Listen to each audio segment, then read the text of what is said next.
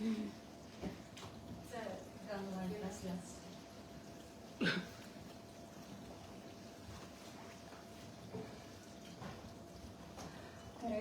Вітаю всіх, дуже рада вас сьогодні тут бачити.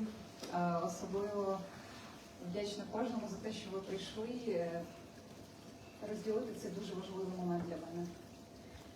Tere tulemast kõigile, ma väga rõõm teid näha ja mul on väga tähtis, et te tulite minuga jagama seda hetke. Перш за все, хочеться висловити вдячність Естонії та просто неймовірним людям естонцям за те, що з перших днів війни, найтемніші часи для нашої країни, ви були поруч з нами і допомагали. Esiteks tahaksin öelda täna eestlastele, et nendel kõige pimedamatel aegadel te olite koos meiega ja aitasite ja toetasite meid. Хочу висловити вдячність Раулю Орешкіну за те, що в перший день війни написав мені, і завдяки цьому це стало для мене як рятівним кругом, який привів мене до Естонії. Я дуже вдячна йому, його сім'ї та друзям. Tahaksin väga tänada ka Raul Oreškinit, kes esimestel sõjapäevadel kohe kirjutas mulle ja see muutus nagu selliseks nii-öelda ringiks või tsükliks, mis tõi mind selle juurde, et ma olen praegu siin teiega. Я дуже рада і вдячна Петро Непринт за те, що запропонували надрукувати ці листи. Я до сих пір не вірю, що мої листи тепер мають вигляд книги. Це щось нереальне. Ma olen väga tänulik Petrone Printile, et ta on trükkinud selle raamatu. Mul on siiamaale täiesti uskumatu, et minu kirjad on muutunud raamatuks. Звісно, вдячна Рахва Рамат за те, що ми сьогодні можемо тут і ділитися з вами важливими історіями. Muidugi olen tänulik Rahva Raamatule, et me täna saame olla siin ja jagada neid olulisi lugusid. Ну і звичайно, Яніка, дуже вдячна тобі, що ти сьогодні тут прийшла поговорити. Це дуже важливо, що у Яніка завтра день народження, тому від щирого серця я хочу вас привітати. Все буде Україна. Треба переходити.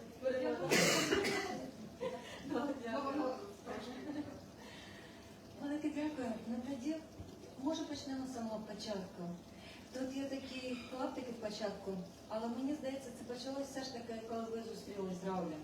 Et me võime küll alata laiamahulise sõja algusest, aga tegelikult see kõik algas veel palju varem, siis kui Victoria kohtus Rauliga. Так, хочеться розповісти вам історію, як все розпочалося. Наприкінці січня 22-го року я приїжджала сюди з делегацією творчих підприємців з міста Херсон. Ми приїхали подивитися, як тут влаштовані креативні індустрії.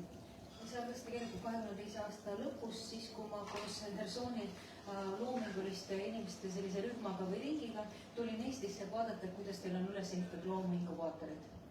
Ми відвідали Таллін та Тарту, ми відвідали безліч виставок, галерей, арт-просторів, познайомились з творчими особистостями, почали будувати спільні плани, повернулися додому і через місяць розпочинається війна. Me käisime Tallinnas ja Tartus ja paljudes linnades ja külastasime paljusid kohti ja paljusid selliseid loomingulisi kohti ja me ehitasime väga palju plaane ja siis tulime tagasi koju ja kuu aja pärast algas sõda. Паніка, розпач, незнання взагалі, як жити далі, що робити. І один із перших, хто мені написав в особисті повідомлення, це був Рауль Орешкін. Він просто спитав, як я, як моя сім'я, чи в безпеці ми. І саме з цих декількох питань і розпочалася наша переписка, яка потім перетворилася у такий великий щоденник війни, який читали тисячі людей. Oli paanika ja segadus ja me ei saanud aru tegelikult alguses, et kuidas peaks edasi minema ja Raul oli üks esimesi, kes mulle kirjutas nendel sõja kõige esimestel päevadel ja siis me hakkasime mõtlema, mida me peaksime tegema, et edasi minna. Me hakkasime vahetama kirju ja sellest tuligi välja selline nii-öelda suur sõjapäevik. Można przeczytać zaraz ten klaptik. Nüüd ma lisaksin siia sõjapäevikusse ühe esimeste päevade selliste emotsioonid. See praegu budinki väljend. See oli 2. märtsil kell 00.13. Majad põlevad, kaubanduskeskus põleb. Meie linnavõimud ei tee midagi. Samas on palju valeinfot, inimesed on segaduses, veebisaidid on häkitud, infosõda. Loodan, et meie linn pole loovutatud vaenlasele, aga ma pole sellest kindel. Istume kõik kodus ja punkrist, tänavatel võetakse pantvange, ohvreid on palju. Ma ei saa enam millestki aru. Так. Спочатку це було просто декілька якихось абзаців, декілька речень. Але потім мої листи все більшали в розмірі, і я писала і про все, що я бачу, про все, що відбувається зі мною, про мій емоційний стан, про все, що відбувається з моїми друзями, митцями, як вони потім виїжджали з Херсону, про все, що відбувається в місті і в Україні загалом. Alguses need olid ainult üksikud katked ja üksikud laused ja üksikud inimesed, aga siis ma hakkasin rääkima ja kirjutama kõigest, mis toimub minu linnas, mis toimub minu sõpradega, mis toimub teiste loominguliste inimestega ja see hakkas elama oma elu. Ja sellel läks edasi niimoodi, et 10. märtsil kirjutab Viktoria, et eile oli taas väga šokeeritud. Pärast seda, kui nägin, mida sissetungijad Mariupoli linnaga on teinud, linn on juba päev igast küljest ümber piiratud. Inimesed on olnud ilma elektri, vee, gaasi, toidu ja veeta. Linna pommitavad lasteaed ja sünnitusmaju. Ma ei saa Venemaale seda andestada. Nad vastutavad iga tapetud lapse, naise ja meie sõduri eest. Igal õhtul kuuleme, kuidas linna lähedal asuvaid külasid pommitatakse. Mu aknad värisevad, puran väriseb, isegi süda. Öösel lennutati rahulikku, sest teda võib paniivs, kas on vaenlase mürsk ja kõik on elus, aga küla jäi ilma elektrita.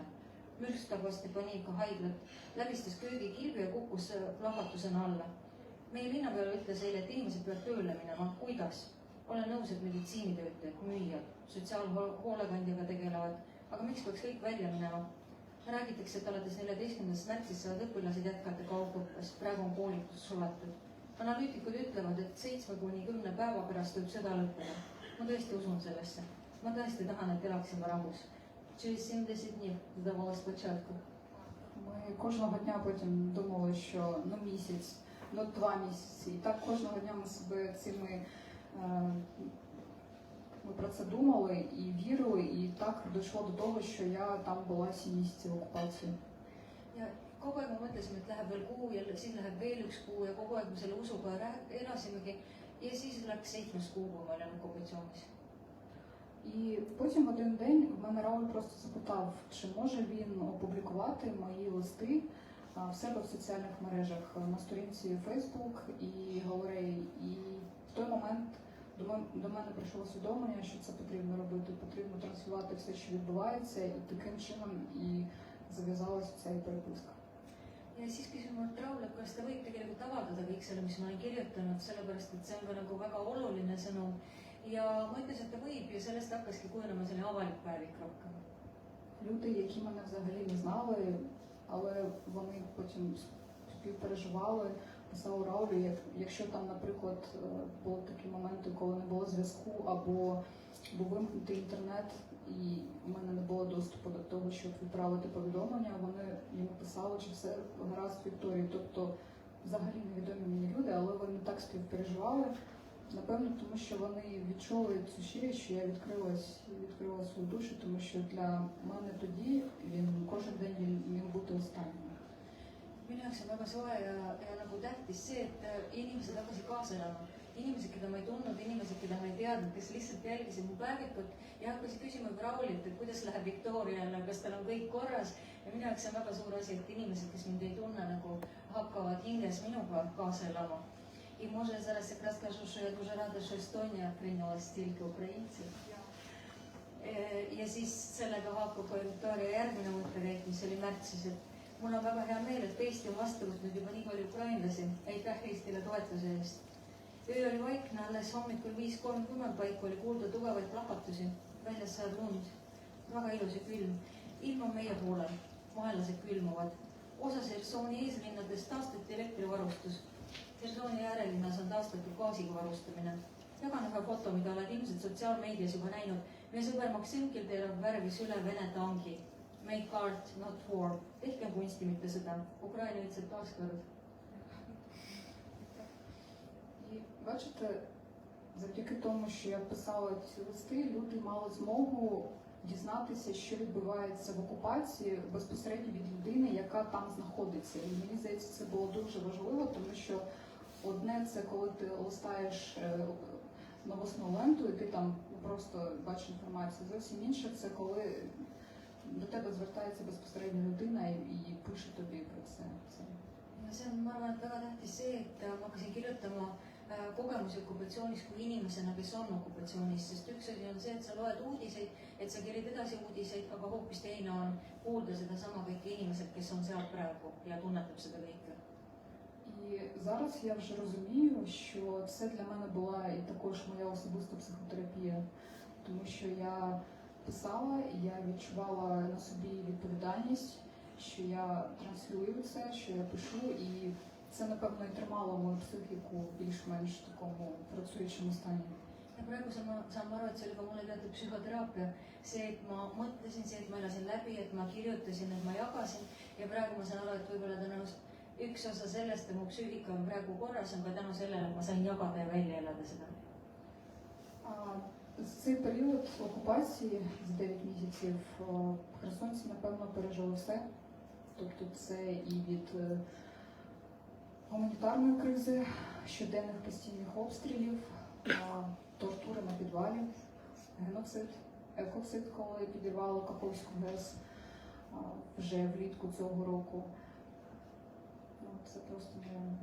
Nende 9 kuu jooksul on hersonlased ilmselt üle elanud kõik, alates genotsiidist, ökotsiidist, sest Kahhovka tamm ja selle õhkulaskmine puudutas ka Hersoni, kaasa arvatud erinevad piinamised ja kõik, mis on võimalik üle elada okupatsioonis.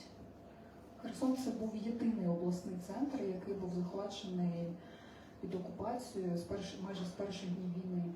Herson on ainuke regiooni keskus, mis kohe vallutati või okupeeriti esimestest sõjapäevadest peale.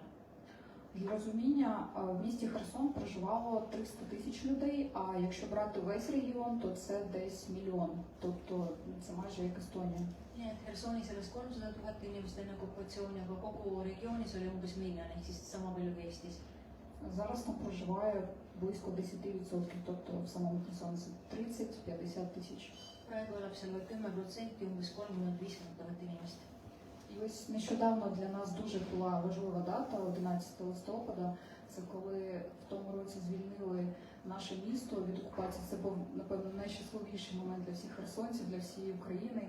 В той момент хотілося бути там, бути на площі Свободи, обіймати наших бійців і дякувати їм. Тобто, але ми зовсім трошки відчекалися. Ми виїхали 30 вересня, коли Путін проголосив, що Херсон є частиною Російської Федерації. Just hiljuti täitis väga tähtis aastapäev, et aasta sellest, kui Herson vabastati meie sõjaväe poolt. Ja see oli inimeste jaoks ja kogu Ukraina jaoks väga tähtis aastapäev. Aga meie natukene ei oodanud seda ära ja me jõudsime välja sõita tegelikult siis, kui Putin teatas, et on uus territoorium okupeeritud, mis asub siis Venemaa nii-öelda koosseisu Herson. Ja me jõudsime enne seda ja enne deokupeerimist tegelikult välja sõita. І здавалось, що зараз місто заживе, все буде добре, але щоденні масовані обстріли, вони були протягом цього року, тобто навіть зараз. І правий берег Дніпра, Херсон саме звільнений, а лівий берег Дніпра до сих пір знаходиться під окупацією. Ja tundus, et nüüd hakkab kõik hästi minema, et nüüd elu läheb edasi, aga jätkus ikka kogu aeg pommitamised ja sellepärast, et Hersoni üks kollas on endiselt veel vallutatud ja samal ajal ka see kallas, mis ei ole vallutatud, on tule all. Але люди продовжують жити, вони продовжують боротися, ходять на роботу, дітки навчаються. Але якщо ти ходиш на вулицю, це для тебе лотерея кожного разу. Ja elu jätkub, et inimesed käivad tööl ja lapsed käivad lasteaedades, aga iga kord, kui sa lähed tänavale, siis on see tegelikult loterii, et kas läheb õnneks või ei lähe. Тому я хотіла присвятити цю книгу нашому українському незламному народові, всім херсонцям, Естонії та естонцям за те, що з перших днів допомагали, і моїй мамі, яка до сих пір знаходиться в окупації та допомагає людям. Sellepärast ma tahaksin pühendada selle raamatu kõigile ukrainlastele, murdumatutele ukrainlastele, aga ka kõikidele eestlastele, kõikidele, kes on aidanud ja ka minu emale, kes on siiamaale Hersonis praegu. Вона зараз там працює в лікарні, вона з перших днів війни там працює до сих пір. Вона звичайна сестра-хозяйка, це людина, яка відповідає за видачу там, щоб всі люди мали все необхідне в кімнаті, щоб була чистота, тобто вона слідкує за тим, щоб санітари робили свою роботу, але її дуже цінують. І навіть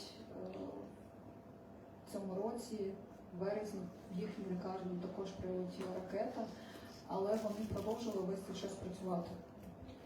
Minu ema on töötanud haiglas juba esimestest päevadest peale ja ta on haiglas olnud vanem õde, ehk siis kes hoolitseb selle eest, et oleks kõik vajalik olemas ja sanitaridel ja hooldajatel oleks kõik vajalik olemas. Aga teda hinnatakse väga ja kogu see aeg on tegelikult olnud väga raske ja isegi praegu hiljuti tabas üks mürsk haigla, kus ta töötas. Туди попадають люди із самого Херсону, які отримали травму, або із області. І були різні випадки. Були випадки, коли і привозили туди, наприклад, дідуся, який незрячий, і його вже коли вилікували, він просто вийшов з лікарні і не знав, куди йому йти далі, що робити. І моя мама, коли це побачила, вона особисто взяла його за руку, визвала свого друга водія, і вони його довезли до самого його домівки, він мешкав десь в передмісті Херсона. І вони його вивели, віддали сусіду, і тільки тоді вона поїхала додому. Sinna haiglasse, kus töötab Viktoria ema, tuuakse patsienti igalt poolt üle Hersoni ehk siis erinevatest piirkondadest ja oli olukord, kus toodi haiglasse pime mees, kes ei näinud midagi, aga kes raviti terveks ja kui ta haiglast välja tuli, siis ta ei näinud ja ei osanud, ei teadnud, kuhu minna ja tema ema ja tema sõbrad võtsid ja viisid selle vana mehe tagasi koju, sest ta ei osanud isegi koju minna, et nii nagu on praegu segadus ja hullumaja. Під час війни головне залишатися людиною, мені здається. Тобто кожен робить те, що він може. Якщо я на той момент могла писати, я це писала. Якщо могла транслювати через творчість, я транслювала. У нас звичайні люди ставали волонтерами. Маленькі дітки збирали гроші. Тобто кожен долучався і кожен робив все, що він міг, все, що в його силах. Kõige tähtsam on jääda inimeseks ja ma arvan, et praegu kõik teevad seda, mida nad suudavad teha ja kui mina suutsin kirjutada, siis ma kirjutan. Ja isegi väikesed lapsed korjasid raha sellepärast, et nad said ja suutsid, et praegu ongi tähtis see, et igaüks teeb seda, mida ta suudab teha. Якщо розповісти про саму окупацію, то ми жили наче в клітці. Тебе наче ізолювали від зовнішнього світу. У нас вимкнули український зв'язок, український інтернет, телебачення, тобто відрізали нас зовсім від зовнішнього світу. Et kui rääkida endast okupatsioonist, siis me elasime nagu kuuris, et meid lõigati ära täiesti välismaailmast ja lõigati ära nii internetist kui igasugusest ühendusest ja tegelikult meil puudus info või ühendus välismaailmaga. Почали транслювати кремлівську пропаганду на телебаченні, вони захопили наші телевишки. Але більшість людей в це просто не вірили. Але згодом вони ще почали російські газети друкувати і роздавати це все по місту. Але більшість людей розуміла, що це все фейк. Ja vallutati ka telejaamad ja kohalikud raadiojaamad ja hakati transleerima Kremli ja Moskva uudiseid ja hiljem hakati ka trükkima venekeelseid ajalehti. Ja tegelikult ikkagi enamus inimesi ei uskunud, et millest seal kirjutatakse ja saadi aru, et see on nii-öelda fake ja loodeti, et küll see läheb ruttu üle. Банки, банкомати, аптеки, супермаркети, магазинчики деякі працювали. Все перестає працювати. Pangad, apteegid, pangaautomaadid, poed, kõik lihtsalt lõpetab toimimise. Люди в перші дні просто скуповували масово все, що могли, все, що бачили. Inimesed tõstsid kokku lihtsalt kõike, mida nad nägid ja suutsid. Потім згодом вони почали відкривати російські супермаркети, де коштувало все в 3-5 разів дорожче і якість була, звісно, не дуже добра. Pärast hakati aga avama Vene supermarketeid, kus oli hinnad küll 3-5 korda kõrgemad, aga loomulikult kvaliteet palju halvem. І деякі люди туди ходили, звичайно, щоб якось вижити і купували ці товари, але працювало декілька ринків, центральні та дніпровські риночки, і більшість людей, основні маси скупчення людей були саме на цих ринках. Ja mõned inimesed käisid küll ka seal poodides, Vene poodides, aga enamus inimesi käisid pigem turul ja meil oli Hersoonis 2 turgu, kus siis olid sellised nii-öelda ukrainlaste kogunemised. Я взагалі дуже рідко виходила на вулицю, особливо перший місяць, другий місяць, але потім ми поступово почали виходити, і влітку я зустрілася майже лицем к лицем з окупантами, і там також є лист про це, що можете зачитати, будь ласка. Ma tegelikult ei käinud peaaegu üldse, ma ei käinud üldse peaaegu väljas ja esimesel ja teisel kuul ma hakkasin tasapisi väljas käima, aga siis ma kohtusin esimest korda Vene okupandiga nii-öelda silmast silma.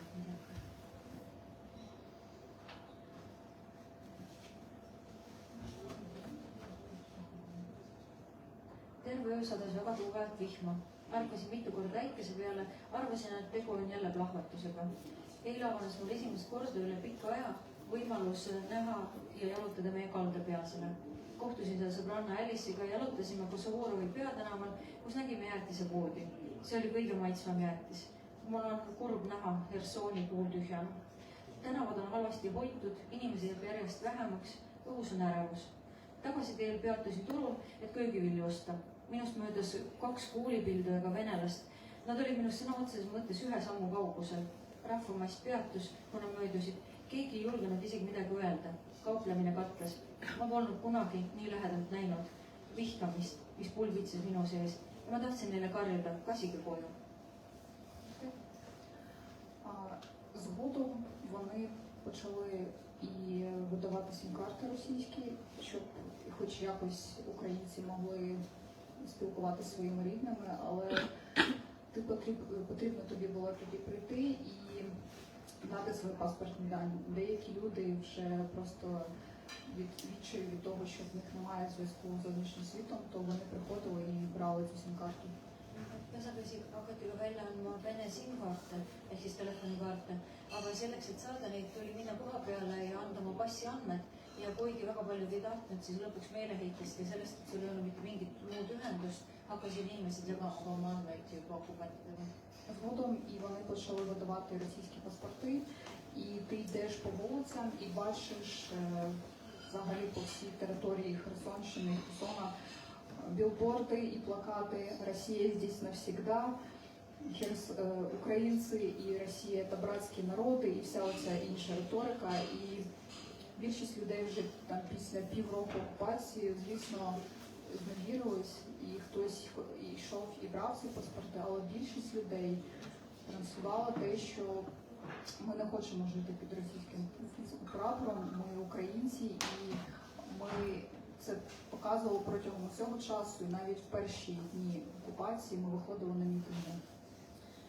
Ja tegelikult varsti hakati välja andma ka Vene passe, kuigi inimesed ei tahtnud võtta vastu Vene passi ja loomulikult nad uskusid, et kõik see läheb üle ja tuleb Ukraina jälle, aga paratamatult vahel olid olukorrad, kus oli vaja vastu võtta, sest ei antud ka erinevaid näiteks teenuseid või ei olnud ka väga palju võimalust.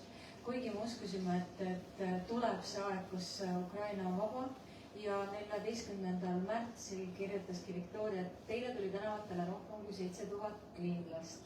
Näitasime taas, et me ei taha mingit muud vabariiki. Meie inimesed ei karda vaenlast, tänane öö oli plahvatuste rohke. Ilmselt ei saanud keegi Hersonist magada, lahingud linnast väljas jätkusid varahommikuni. І тоді ви вийшли на вулиці 7000 херсонців. Так, це було 5 березня, тобто це ось перші дні окупації, і люди, звісно, боялися, але розуміли, що потрібно виходити. І ми показали тоді всьому світові просто, що Херсон – це Україна, ми скандували це. І протягом всього часу Херсон – це Україна, Херсон – це Україна, окупанти, йдіть додому. Ja kuigi alguses olid kõik need sildid, et Venemaa on siin igavesti, siis tegelikult rahvas tuli algusest peale välja ja hakkas skandeerima, et Herson see on Ukraina, Herson see Ukraina ja okupandid minge koju. Виходили і мої друзі, виходив і мій чоловік, який, я не знала, що він тут поїхав, він мені сказав, що він поїхав до свого батька, і вже я потім дізналася, що він ходив на мітинг. Але потрібно розуміти, наскільки це було небезпечно, тому що танки, БТРи, всі люди з автоматами, і могло просто відбутися все, що завгодно. Inimesed käisid väljas ja käis ka minu abikaasa tuli välja, sest tegelikult abikaasa ei öelnud, et ta läheb sinna miitingule ja see oli väga ohtlik, et sealt tänavatel on tangid ja sõdurite massid ja ei saa kunagi ette ennustada, mis võib juhtuda.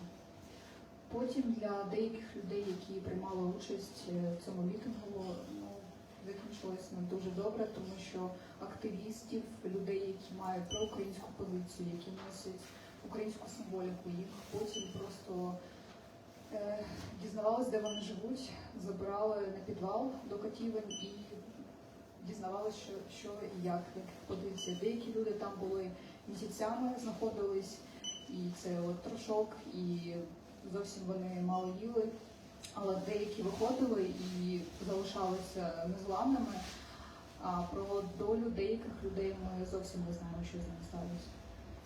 Ja paljudele inimestele see tegelikult lõppes ka väga halvasti, see, et nad tulid tänavatele välja.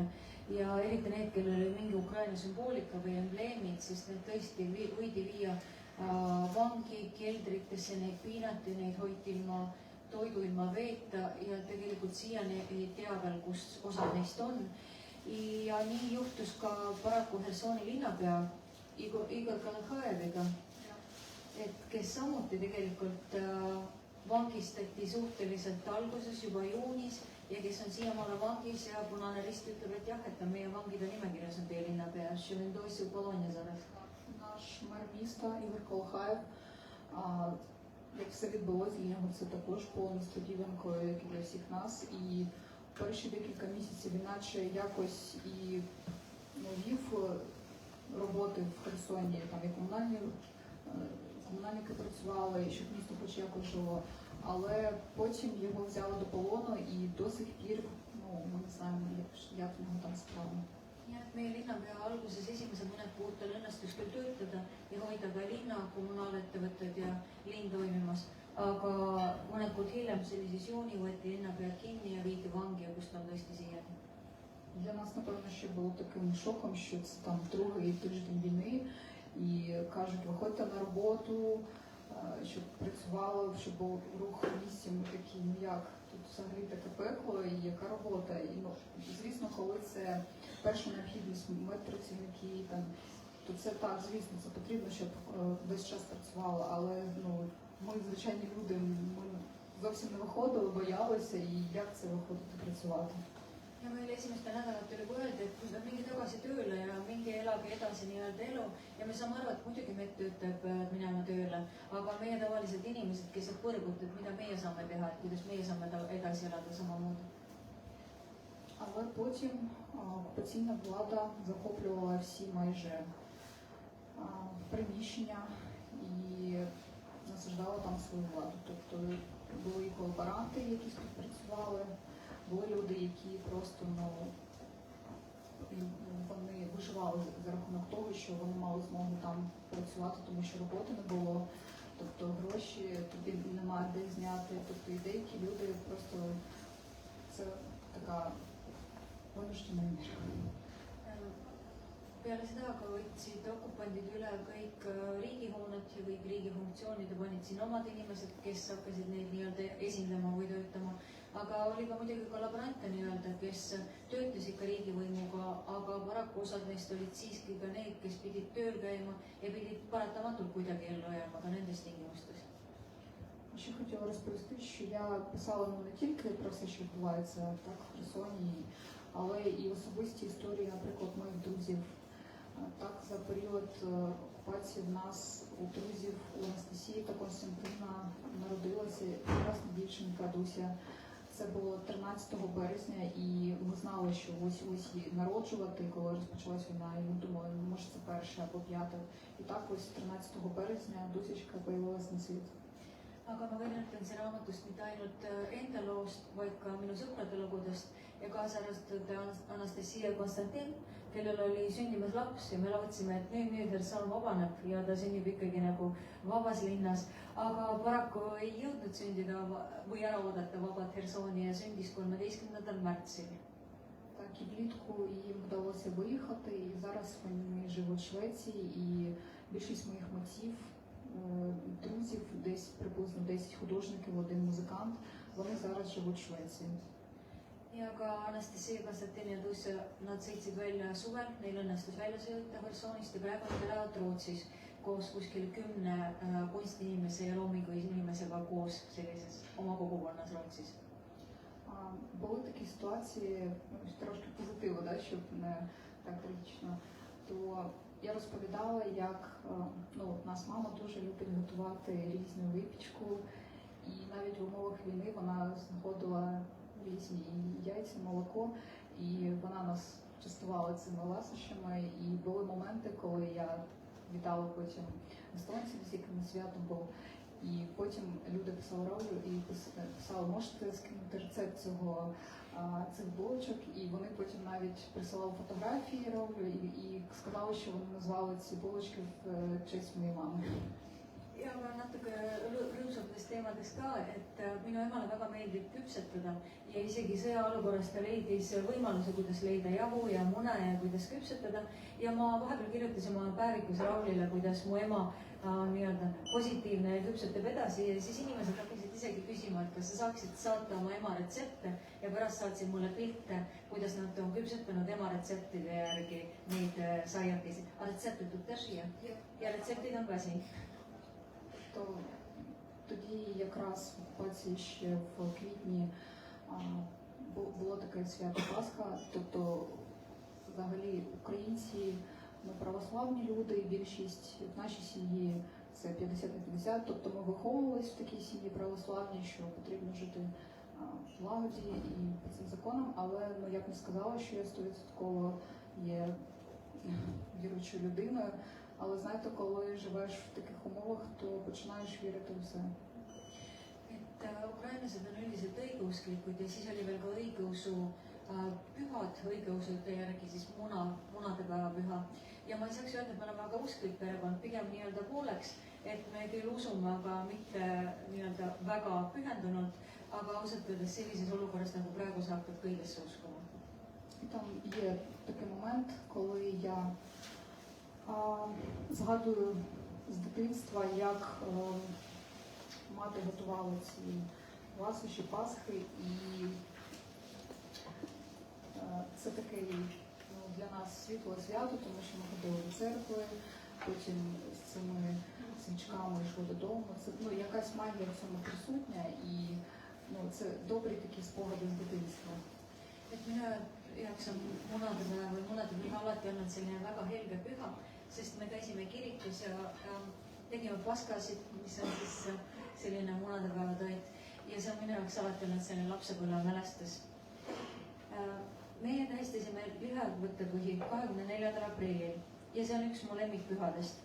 Ma mõtlen, kuidas mu sünnipäeva ajal küpsetati kooki ja need magusad küpsetuslõhnad segunesid õitsvate puude ja lillede lõhnadega ja siit saabusid varsti ülestõusmispühad. Varahommikul, kui väljas oli veel pime, läksime kogu perega kirikusse paschat ja mune õnnistama.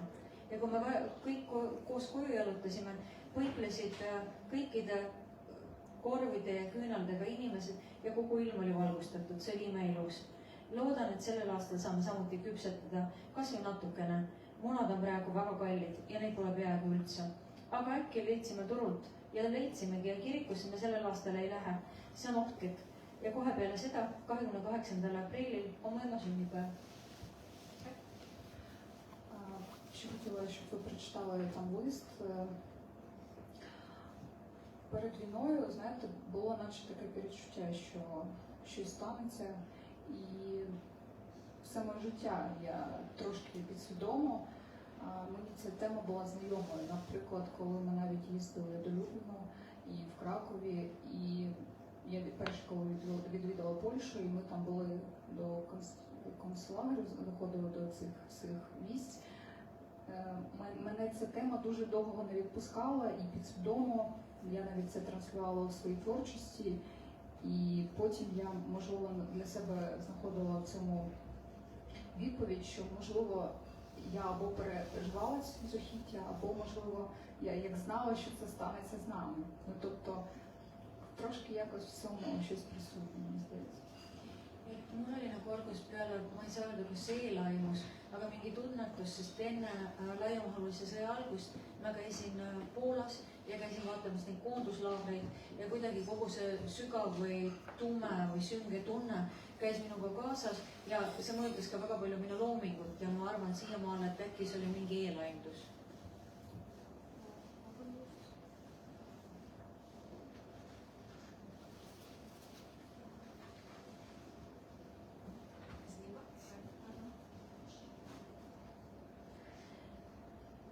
tahaksin jagada sinuga ja nendega, kes mu kirju loevad, üht isiklikku lugu. Kõik mu sõbrad ja sugulased teavad mind kui siirast, lahket, tasavõtlikku inimest. Aga samas on minu sees alati elanud väga suur valu. Mul on alati olnud raske mõista, mis mul viga on. Vastused on hakanud minuni jõudma samm-sammult. 3. veebruaril 2022 vahetult enne sõja puhkamist avaldasin Facebookis postituse koos uue maaliga. Ma kirjutasin, mulle öeldakse sageli, et mu tööd on sünged ja minu isiksusega vastuolus. Mulle tundus, et vastuse sellele olen enda jaoks leidnud juba ammu, lausa 10 aastat tagasi. Peale seda, kui käisin Poolas ja külastasin Ljubljani äärelinnas toimuvat ja sealset Majdaneki koonduslaagrit. Olin siis 17-aastane, kui sukeldusin emotsioonidesse, mis tundusid mulle miskipärast väga tuttavad.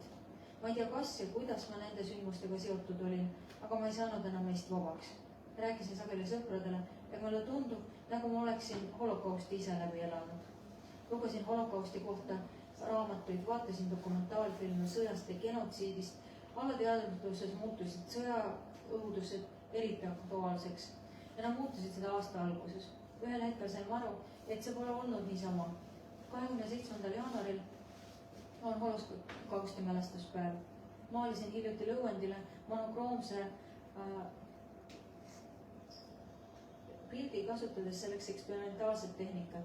Ma ei tea, kuidas mulle selle materjaliga suhtlemine pähe tuli, aga see kõik oli iseenesest selline, nagu just tulema pidi. Ma lihtsalt tahan, et vaataja sukelduks iseenesesse ja tunnetaks seda, kuidas inimesed hajusid ajaloo ahjudes. Nad olid seal kuskil olemas ja nad vaatavad meid läbi aja. Seda postitust tehes ei teadnud ma, aga et ajalugu võib korduda. Et veebruaris algabki sõda. Nüüd teate, mida ma tunnen. Jagades seda vabalt pikaaegselt kogetud kurbust minus. І знаєте, напевно, найемоційніший день, звісно, це коли розпочалась війна, але потім, коли ми побачили, що відбулося після звільненої Бучі, і ці кадри, напевно, у всіх перед очима були, і тоді це найжахливіше, напевно, відчуття, які ми бачили, відчували. Kõige raskem päev on kindlasti muidugi see, kui algas sõda, aga raskemaid päevi on ka see, kui me nägime Butšat ja nägime sellest, mis on toimunud Butšas ja mida on inimesed läbi elanud seal. Ще й так стало, що через день у мене був день народження, і оці дві події, вони один на одну нашарувалися, і я навіть себе відчувала виною, що наче в мене в цей день свято, а там були такі жахіття.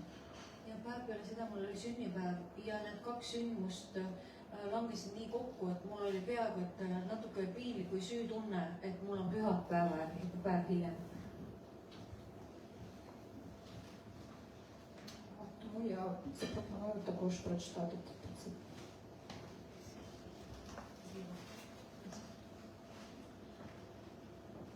Ma olen katki. Eilset päeva ei suuda unustada ei Ukraina ega ilmselt ka kogu maailm. Ukraina on ilus maa, siin elavad imelised inimesed.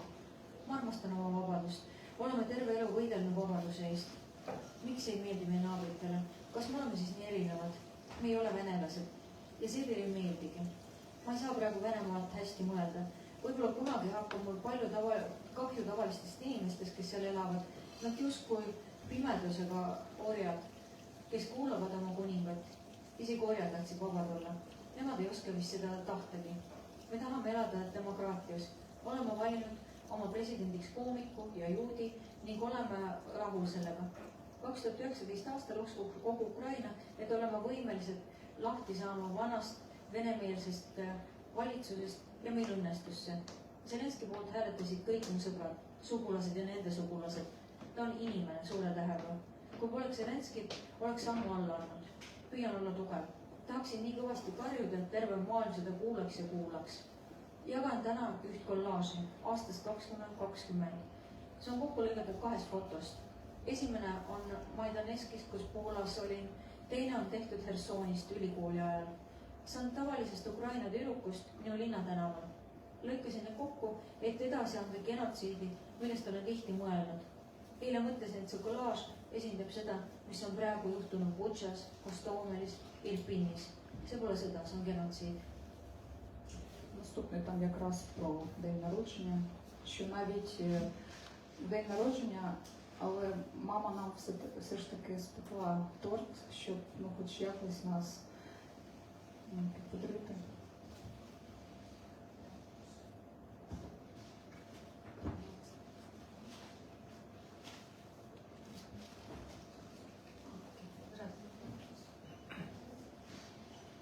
Täna on mu sünnipäev. Saan 28-aastaseks. See aasta jääb mulle igaveseks meelde. Kogu Ukrainale ja kogu maailmale. Ma tunnen end isegi süüdi, kuna mul peaks täna olema õnnelik päev. Kogu Ukraina on leinas. Ma olen tänulik, et olen elus ja saan olla pere lähedal. See on parim kingitus. Ma tõesti tahan rahu. Aitäh emale, kes küpsetas koogi. Sööme seda tee kõrvale, kui ema tööd tuleb. Proovin täna vähem mõelda sõjakoleduste peale, ehk õnnestub. Saan väga hästi aru, et ema tuleb hoida, muidu kaotan pea. Aitäh kõigile õnnitluste ja toetuste eest. Kallistan teid kõiki tugevalt. Тобто ми намагалися навіть такі моменти шукати щось світле, що наповнювала нашу душу, наповнювала нас. І я дуже вдячна, що мама нам робила такі маленькі подарунки. Proovisime isegi sellistel hetkedel leida midagi helget ja mis täidaks meie hinge ja ma olen väga tänulik, et ema tegi meile sellise väikse kingitusi. Я ще хотіла розповісти історію, ось також зв'язану з Анастасією та Константином. Це така позитивна також історія. Коли зі мною потім зв'язалися журналісти з Естонії, і вони опублікували про творчість митців, я про декількох херсонських артистів розповіла, і серед них і був Константин. І його надрукували, розписали невеличку історію і опублікували декілька його картин. І один із естонців побачив його картину, вона йому дуже запала до серця, і він запропонував її купити. Ja tahaksin rääkida veel ühe loo Anastasiast ja Konstantinist ja minult võeti üks hetk intervjuu ja küsiti erinevate kunstitegelaste kohta, loomingutegelaste kohta ja ma rääkisin neile Konstantinist ja siis võeti ühendus Konstantinist ja tehti temaga intervjuu ja avaldati ka paar tema fotot. Ja peale seda fotot võeti temaga ühendust ja sellest tahaksin rääkida.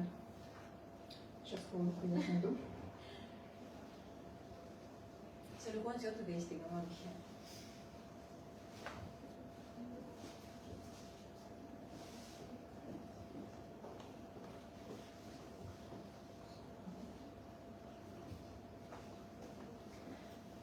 Eile olin üle pika aja õnnelik.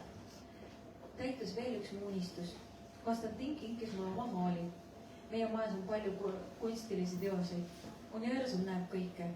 Meie häid tegusid ja kavatsusi. Mul on hea meel, et mind on sellisel viisil tänatud. Loomus on parim tänu. Anastasia rääkis mulle, Victoria, sa oled seotud ühe väga olulise looga. Üks tüdruk kirjutas meile, et ta isa nägi ühes Eesti ajakirjas artiklit meist ja talle meeldis maal väga. Koer. Nad tahtsid selle ära osta. Pidime leidma viisi, kuidas teos Eestisse tuua. Meil olid lõuendid juba raamidelt maha lõigutud ja torusse pandud. Andsime need vabatahtlikele kätte, et nad teosed Odessasse viiksid ja olid väga ärevad ajad ja maalid jäid Hersooni. Otsustasime viia ja ise riskida. Tõime kõik maalid Gruusiasse, see oli uskumatu, sest need kaks toru tõmbasid endale palju tähelepanu. Pilissis saatsime maali Eestisse, Tartu linna ja sealt läks pilt Korsaari saartele, Kanaari saartele. Läks pilt Kanaari saartele. Kaev on nüüd omamoodi maailmarändur. See oli tõesti üks suur juhus, et elu viis kokku meid ajakirjanikega Riinaga, kes Hersonist kunstnikena nii toreda artikli kirjutas. Так, і це така історія, яка допомогла моїм друзям митцям виїхати з окупації, тому що ці кошти, за які купили цю картину, вони змогли частину залишити своїм родичам, мамі, татові, і частину витратити на подорож, тому що виїхати з окупації це дуже складно і це коштує дуже дорого. Ja miks on eriti tähtis on see, et see raha, mille sai Konstantin selle maali eest see võimaldas nii temal välja sõita, tema osadel kunstnikest kaaslastel välja sõita ja ka jagada seda raha oma vanematega, sest tegelikult okupatsioonist väljasõitmine on väga kallis. Ja Victoria ütles, et näiteks Hersonist väljasõitmine okupatsioonist võis maksta 400 eurot lihtsalt, 400 eurot lihtsalt bussikoha eest, et pääseda nii-öelda välja piiratud linnast. Ось коли ми вже виїжджали, то був єдиний перевізник, який міг перевезти нас вже на вільну територію України, був в'їзд закритий, не пропускали чоловіків, і єдиним шансом вибратися з цього місця нам можна було тільки через Росію. Спочатку ми проходили в Армянську, в Криму першу фільтрацію, через всю Росію проїхали і на латвійському кордоні також другу російську фільтрацію проходили. Tільки тоді ми могли вийти на вільну територію спочатку Латвії, а потім вже Естонії. Tegelikult, et sellest linnast välja pääseda, oli võimalik minna ainult läbi filtreerimislaagrite ja läbi Venemaa territoorium. Ehk siis esimene nii-öelda kontrollpunkt ehk filtreerimispunkt, kus sisuliselt loetakse läbi kõik su kirjad, küsitletakse sind, uuritakse su tausta ja nii edasi. Et see oli väljasõidul ja siis sõites läbi kogu Venemaa territooriumi ja sõites tagasi enne Lätit oli siis teine selle kontrollpunkt või filtratsioonilaager. Тому ми знали попередньо, що нас чекає. Там деякі наші друзі вже проходили цю фільтрацію. І так, наприклад, ми знали, що обов'язково будуть допитувати мого брата та чоловіка, тому що вони є чоловіками. Але ми не знали, що будуть допитувати і мене. Ja meie sõbrad oli mõned juba läbi käinud selle tee ja sellepärast ma teadsin oodata ja ma teadsin ka kindlasti, et hakatakse üle kuulama, läbi lugema telefone muud minu vennal ja minu mehel, aga mida ma ei teadnud on see, et hakatakse üle kuulama ka mind. І коли мені на кордоні кримському кажуть, що зараз ти підеш на розмову разом з чоловіками, я тоді, напевно, так поблідніла, що мій чоловік каже, що ти там наче чуть не впала.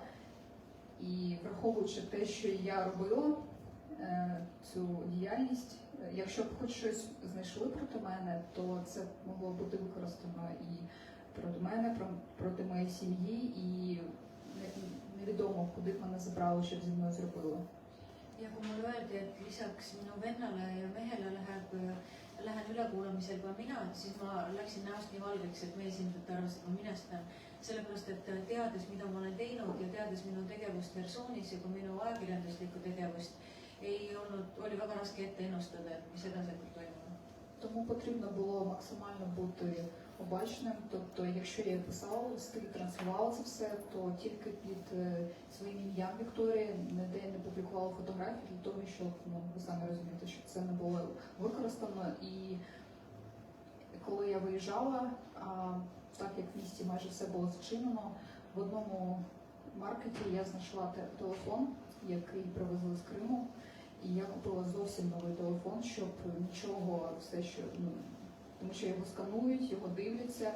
І я купила тоді російську сім-карту, яку вже на той момент просто можна було купити на ринку, і вже не потрібно було тоді давати підписи і паспортні дані. Ja teades kõiki seda tegevust, mida ma olen teinud ja kõiki neid kirju, mida ma olen kirjutanud, ma sain aru, et on väga suur oht ja õnneks mul õnnestus osta välja sõites siis Krimmist üks telefon ja Vene telefon kasutatud ja ka Vene number ehk siis puhas telefon ilma nende kirjavahetusteta. Ja sellel ajal oli võimalik juba võtta Vene numbreid õnneks ilma passi andmeteta, sest isegi oma kirjasid avaldasin ma nime all Victoria, et ei teataks, kes ma olen. І коли ти проходиш цей допрос, то вони наче з тобою так дружньо спілкуються, але мимоліт вони закидують якісь такі питання і дивляться на твою реакцію. Наприклад, а чи ходив ти на референдум? І ти скажеш, ні. Я тоді на той момент ми продумали історію, що ми будемо відповідати в цей момент. Ми сказали, ні, ми були на дачі в той момент, ми так до референдуму не дійшли. Et kui nad sinuga suhtlevad, siis tundub, et nad on nagu sellised väga viisakad, aga nad mööda minnes küsivad mingeid küsimusi viisakalt, näiteks kas sa käisid referendumil. Ja meil olid juba välja mõeldud ka vastused sellistele küsimustele. Näiteks, et ei, kui oli referendum, siis me olime samal ajal suvilas. А мій чоловік в сусідній кімнаті був, і в нього, наприклад, як він потім розповідав, його ФСБшник сказав, в той момент, якраз 30 вересня Путін проголосив, що Херсонщина присоединяється, і він каже, ну, тепер це і ваш президент. Як ви до нього відноситесь і дивляться також на вашу реакцію? ja minu mehel küsiti just vastavalt sellele, et oli praegu olnud Hersoni referendumi läbi viidud ja Putin kuulutas välja nii-öelda Hersoni rahvavabariigi, siis minu mehel kõrvaltoas küsiti, et näete, et nüüd see on ka teie president ja kuidas te temasse suhtute. Ну і звісно, потрібно так посміхатися, сказати, що ну, все добре, все маємо, що маємо, да. І головне, щоб нічого не знайшли в тебе в телефоні. Тобто навіть якщо в тебе знайдуть якусь картинку з прапором, або, наприклад, вони дивились навіть мобільні застосунки, тобто якщо, наприклад, в тебе монобанк стоїть з українським прапором, або навіть дивляться монобанк, що відправляв ти гроші на ЗСУ, тобто навіть такі маленькі нюанси, але через них ти міг просто або не пройти пункт, або тебе затримують, або невідомо, що з тобою буде далі. ja mees, kel vastab midagi sellist naljatlevat, et no mis siis teha, aga küsimus ei ole mitte ainult vastustest, vaid sellest, mis info sul on näiteks telefonis. Ja piisab, kui sul on mingi loomulikult Ukraina lipp selga, aga piisab ka näiteks, et sul on mobiili äpp, kus on näiteks Ukraina logo mingi või kus on Ukraina värvid või et piisab väikestest asjadest sellest, mis kaudselt nagu näitavad. Ja sellest võib piisata selleks, et sind võetaks kinni või vangistataks või kuulatakse üle väga kaua või edasi nagu ennustamata, mis võib juhtuda. Тому, напевно, ми так і довго не виїжджали, тому що ми знали, які історії нас чекають попереду, що наша Херсонська область одна із найзамінованіших областей. Тобто люди просто виїжджали, якщо не знали, куди їхати, то вони могли потрапити на міну, деяких людей просто розстрілювали, коли в перші дні вони виїжджали. І дорога для нас була найстрашнішою, тому що ти не знаєш, де тебе можуть зупинити, що з тобою може статися, і так довго ми не виїжджали. Ja võib-olla ka sellepärast me ei sõitnud nii kaua välja, et ise teekond oli meie jaoks õudne. Et esiteks kõik need ülekuulamised, milleks valmis olla, aga teiseks ka Hersoni oblast on üks kõige mineeritamaid oblasteid. Ehk siis kui sa sõidad natukenegi teest kõrvale või vale teed pidi, siis ei ole küsimus mitte ainult kontrollpunktides, vaid selles, et sa võid lihtsalt sattuda tundmatute miinide otsa. Ну і плюс також грошовий проблема, тому що більшість людей не працює, нема де працювати або де брати кошти. Люди продавалися, що могли, щоб накопити ці збереження. І ми коли стояли потім на російсько-латвійському кордоні, були люди навіть із Донеччини, які вже не мали ніяких ні паспортів, нічого. І це був наче для них останній шанс вирватися з цієї ситуації. І вони віддавали все останнє. Тобто назад квитка вже нема. Або вони зараз проходять, або, не знаю. Paljudel oli muidugi küsimus ka rahas, sest paljud olid andnud ära oma viimase raha selleks, et sõita välja, kuna see oli väga suured kulud, et ka välja sõita, inimesed teenisid vähe. Ja näiteks juba piiri peal, siis kui nad olid peaaegu juba välja saanud, siis neil ei olnud enam absoluutselt raha, aga ei olnud ka tagasiteed. Et see oli nagu panus kõigele, et sa kas pääsen nüüd välja uude elusse või sul ei ole enam võimalusi. Тому, знаєте, після звільнення окупації люди були найщасливіші, і це було змішані відчуття і горя, і щастя, і такої свободи. Нарешті ми цього дочекалися, і більшість людей каже, що гірше окупації нічого не може бути. Ja sellepärast ka inimestel oli see kogu deokupeerimine või Ukraina vabastas piirkonnad selline väga valus rõõm, sellepärast et olles selle läbi elanud, ütlevad nad, et ei või olla elus midagi hullemat kui okupatsioon. Тому ще раз хочу висловити вдячність нашій армії, нашим бійцям, нашим і дівчатам, і хлопцям, які боронять нашу Україну кожного дня, і волонтерам, всім людям, які про це кажуть, про це пишуть, транслюють кожного дня, тому що таке пекло, воно продовжується вже другий рік. І ми повинні про це транслювати, ми повинні про це говорити. Ми трошки всі від цього вже стомилися, і це відчувається. Воно відчувається, наче в перші дні всі так активно допомагали, всі транслювали це. А поступово це все затихається, але це пекло продовжується. Воно цей паралельний світ, він зараз існує. Прям ось. ja ma olen väga tänulik meie kaitsjatele, meie noormeestele ja tütarlastele, kes kaitsevad meie riiki, aga ma olen väga tänulik ka nendele, kes sõnumit jagavad. Sellepärast, et on tähtis ikkagi see, et me mäletame ja et me jagame ja et me kirjutame ja et me transleerime ja me kanname edasi. Sellepärast, et me peame mäletama, et paralleelselt sellega, kui meie oleme siin, kogu see põrgu jätkub seal. Можливо, перейдемо до запитання, бо ви щось хочете доповнити. Ja et äkki on küsimusi kindlasti tekkinud. Tadia zapytaja. Kui meil ei ole saalis küsimusi, ma küsin ise. 23-го, 22-го ти вірила, що це все буде таке пекло, чи ти все ж таки вірила, що здоровий глузд переможе? Ehk siis ma küsisin, et kas 22.1. veebruaril ta veel uskus, et kõik see põrg jääb olemata, et terve mõistus võidab. Ми до останнього не вірили, що це буде відбуватися. Тобто спочатку вони казали, що це там буде 18 чи 19, потім ця дата наче перенеслась. Але 23-го ми всі заснули з відчуттям, що все буде добре, що ніякої війни не буде. Кому в здоровому глузді в центрі Європи захочеться розпочинати війну. Але як виявилось, що наші найжахливіші, вони виявились правдою. Tegelikult oli ju öeldud, et sõda algab veel 18. kuupäeval ja 20. ja see kogu aeg lükkus edasi. Ja ma absoluutselt ei uskunud seda, et hakkab juhtuma, mis juhtub. Et tundus, et kes terve mõistuse juures võib alustada sõda keset Euroopat, aga tuleb välja, et see ei toimi nii siiski.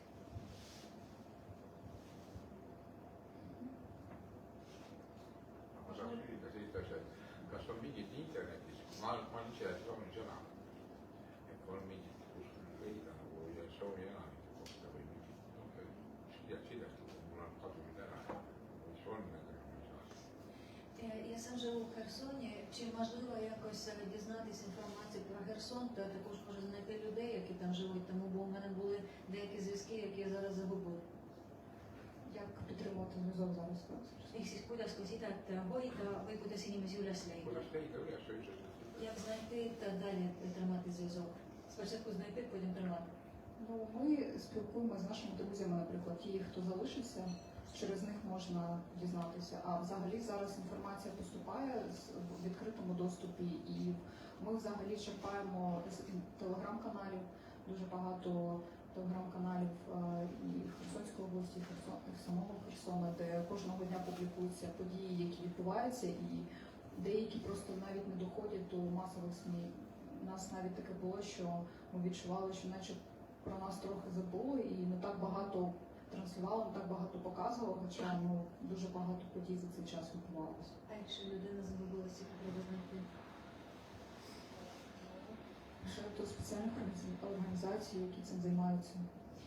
Et kui inimene on teada, kus ta on, siis me suhtleme põhiliselt Telegrami kaudu ja Telegrami kaudu loeme ka tihti uudiseid, mis toimub Hersonis. Kuna paraku on olukord, kus kõik uudised, mis on Hersonis, ei jõua peavoolumeediasse, sellepärast et nad ei tundu riikliku tähtsusega. Aga meil on põhiliselt nagu Hersonile pühendatud kanalid, aga ja muidugi läbi meie oma sõprade me saame üles leida inimesi, kui me teame, keda otsida.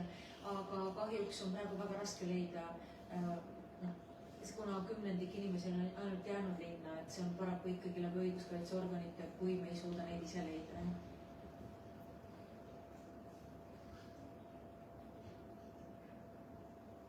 Ще є запитання? Äkki veel mõni küsimus? Тоді, можливо, можна закінчувати. Ще раз вам вдячна, що ви прийшли, що прийшли послухати цю історію. Надважливо казати, що все зараз відбувається. І дякую і вам особисто, і дякую всім, хто дивився. Яніка, дуже вам вдячна, що ви сьогодні тут. Все, айте.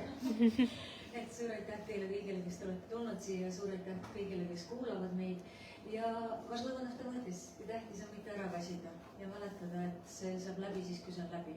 Seni ei tohi väsida. Aitäh teile! Aitäh!